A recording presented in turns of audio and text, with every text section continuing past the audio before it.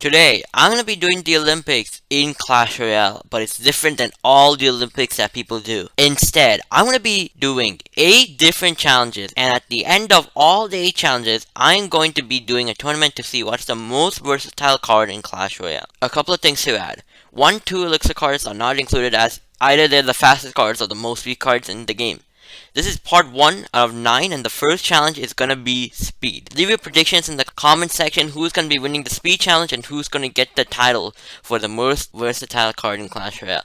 Now with that all said, let's get into the rules for the speed challenge. First rule is that I'm gonna be sorting the cards into 4 categories. 3, 4, 5, 6, 7, 8, 9 elixir cards, and at the end of all the winners of each elixir, I'm gonna be adding them into a bracket like on the screen right now to see what's the fastest card in Clash Royale. The bracket on the screen is the bracket I'm going to be using for all the challenges. As you can see on the screen, I have 8 cards on each side, and each card goes against each other in a one-chance tournament. Let's start with Ice Wizard versus Knight. The goal of this challenge is that the card has to go to the other side of the bridge. And as you can see, Knight actually won this one. I don't have a good opponent's point of view because the Knight's foot touched the other side of the bridge before the Ice Wizard's foot. So for Knight it's foot, right? But for its other cards, for example flying cards, it can be hands maybe. So that's what I'm gonna do for all these cards for the speed round. Now let's begin the tournament. So Knight wins against Ice Wizard. Next is Minions versus Goblin Gangs, and pause here for a second. So for Swarm cards, I have the rule as if one unit out of all the unit touches the side of the bridge. So for example, we can see that Goblin touched the bridge first, so Goblin wins. Next we have Bandit versus Roll Goes. This was very close, but I decided to give the Bandit because Bandit's foot, right, is more on the other side of the bridge. The Royal Ghost's foot is not on the other side of the bridge as much as the Bandit. And this is actually very important as this actually follows for each of the rounds. So this one I gave it to the Bandit. Next we have Skarmy versus Firecracker, in which Skarmy wins easily. I mean Skarmy just is so much faster. Miner versus Fisherman. This is not as surprising because Miner is obviously faster than Fisherman.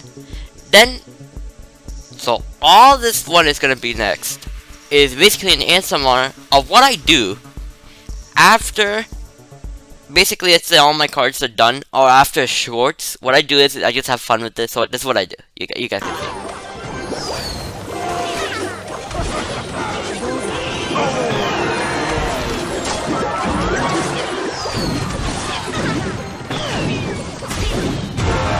Yeah, I just spam cards.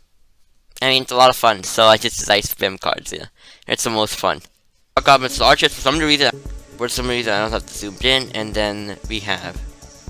You know, I'm not even gonna say this one. You guys can figure out who's gonna win. Next, we have Princess versus Mega Minion.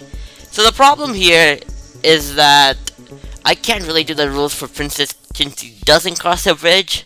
So, my side of the bridge is what I counted for Princess, and Mega Minion's hands were already on my side of the bridge before the Princesses, so you know, I'm gonna give the Mega Minion the win there. Here is the bracket for the second round. This is gonna be interesting. And just ignore the Princess all the way in the right. That should not matter too much. I accidentally put it there, but it is Mega Minion. Don't worry about that too much. First we have Miner versus Guard, in which Guards win. Next is Skarmy versus Bandit, which Skarmy is just too good. I mean, there's more, so it's easy for Skarmy. Next we have Goblin Gang versus Knight, in which Goblin Gang wins. Then we have Dark Goblin versus Mega Minion, in which Mega Minion wins. Dark Goblin wins. And now we have the matchup, Skarmy versus Goblin Gang, and Dark Goblin versus Guards. Guards lost against Dark Goblin, which means Dark Goblin's in the finale for 3 Elixir. Then we have Goblin Gang versus Skarmy, which is a result that people may not like, but I could not get a good picture of this at all. I mean, this is so difficult because I had to do this multiple times, right? And just to get a good picture on my iPad, it took so long. But this is the best picture I actually could get. Like, if it was on the other side of the bridge, it was way too high, or like they already crossed the bridge. These cards are just so fast. So I decided to give the Skarmy the win just because you guys can see in this photo, Goblin's foot was just coming down and Skarmy's foot already touched, so I made a prediction that the Skarmy would have touched the other side of the bridge before the Goblin. So yeah, I hope that makes a little sense. It's a little difficult, you know. That means we have a matchup of Dark Goblins with Skarmy in the finale.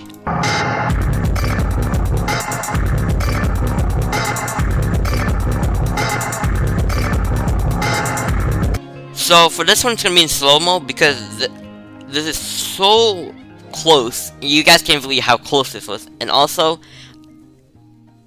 I did start it in all the way back of the bridge just because. So you guys can't see right now, but they will be the cards will be coming now.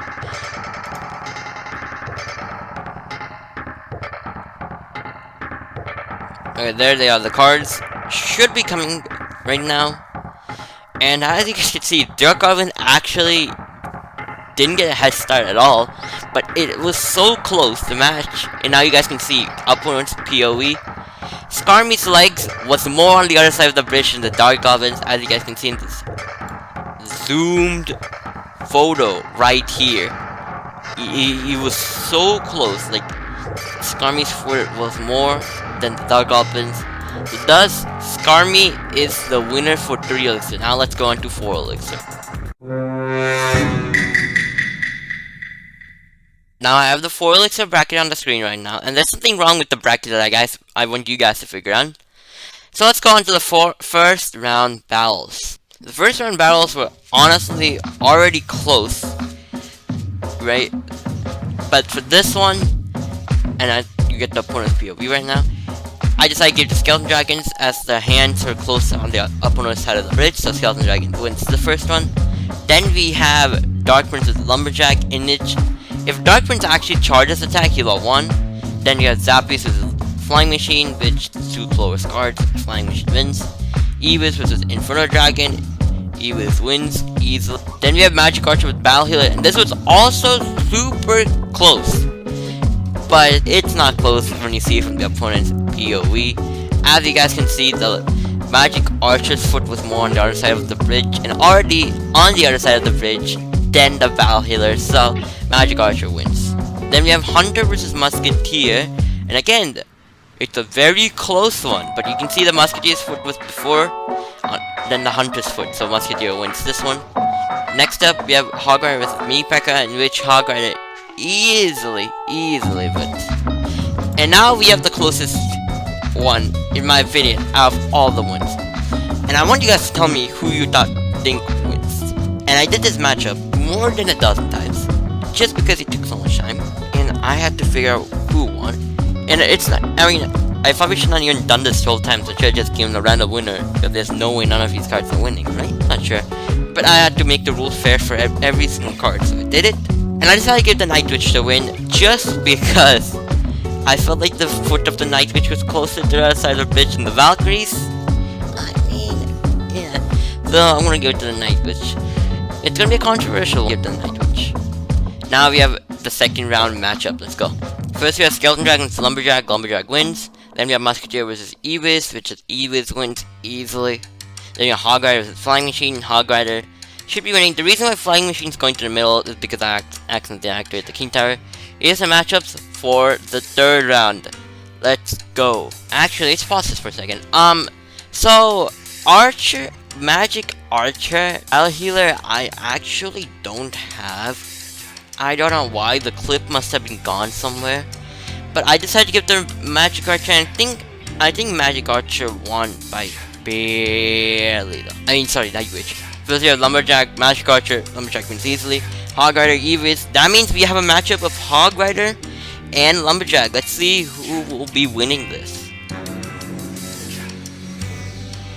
Hog Rider, Lumberjack. This was also another super close one. And I did this multiple times as well.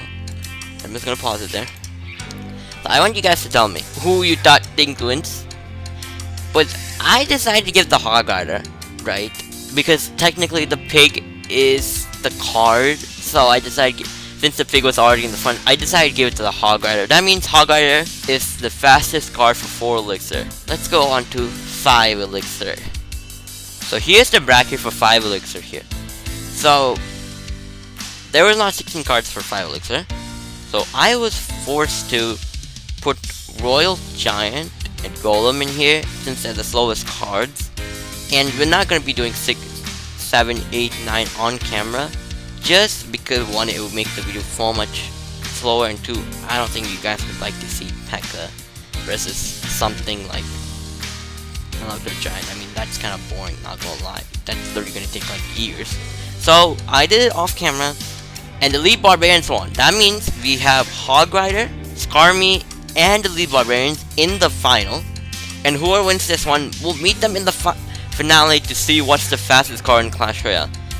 So let's begin for 5 Elixir. First we have Giant versus Balloon, which Balloon wins. Then we have Executioner versus Wizard, which was close, but when you look at the opponent's point of view, you can see which card won. Executioner's leg is obviously farther there. Then we have Bowler versus Rascals. Bowler just so slow, Rascals wins. Then we have Electro Dragon versus Royal Hogs, in which Royal Hog wins. Then we have Barbarians versus Minion Horde, in which Minion Horde wins. Then we have Prince versus Witch, and Prince wins barely. I mean, if without the charge, there's no way he'll probably won. Here's the bracket for the second round. First, we have Prince versus Minion Horde, in which Minion Horde wins, but it was close, right? Because you can obviously see if the Prince had got the charge account maybe 2 seconds before the one. Ram Rider cannon card, Ram Rider wins. Executioner, Rascal, ignore the cannon cards. Rascals win this one, and then Royal Hogs versus Balloon, Royal Hogs wins. Now means we have Royal Hogs, Rascals, and Ram Rider, Minion Horde. Royal Hogs wins against Rascals, but the next one is where it's also surprising, because Ram Rider is again a charge card, and again 2 seconds earlier the Ram Rider could have won. So yeah, that means we have Royal Hogs and Minion Horde in the finale. Let's go. I just decided to cut this one midway. You can see Royal Hogs was already got a head start. That means Royal Hogs is a champion. That means you'll be competing in the finale. Now we have a Skarmy versus Hog Rider and Elite Barbarians versus Royal Hogs. Let's go. Then we have Hog Rider versus Skarmy. Skarmy wins barely. Skarmy wins this one. Then we have Royal Hogs versus Elite Barbarians, and Royal Hogs wins, but I was forced to do it from one side to another. I'm not sure how that could affect it. I had to do that because number 1, 6 plus 5 is not equals 11, not 10, so I could not do it at one try, and that wouldn't be fair. So Royal Hogs win this one. Now the 2 fastest cards, Royal Hogs and Skarmy. Royal Hogs all the way in the back, Skarmy going in, and Royal Hogs, I mean, they destroy each opponent. Like, you guys can see clearly Royal Hogs won there. That means Royal Hogs is a champion for the fastest card in Clash Royale. Like and subscribe if you guys did enjoy this video. Turn on notifications so you guys will not miss out on videos on this series. Thank you for watching. Game Champ is out. Thank you. Bye.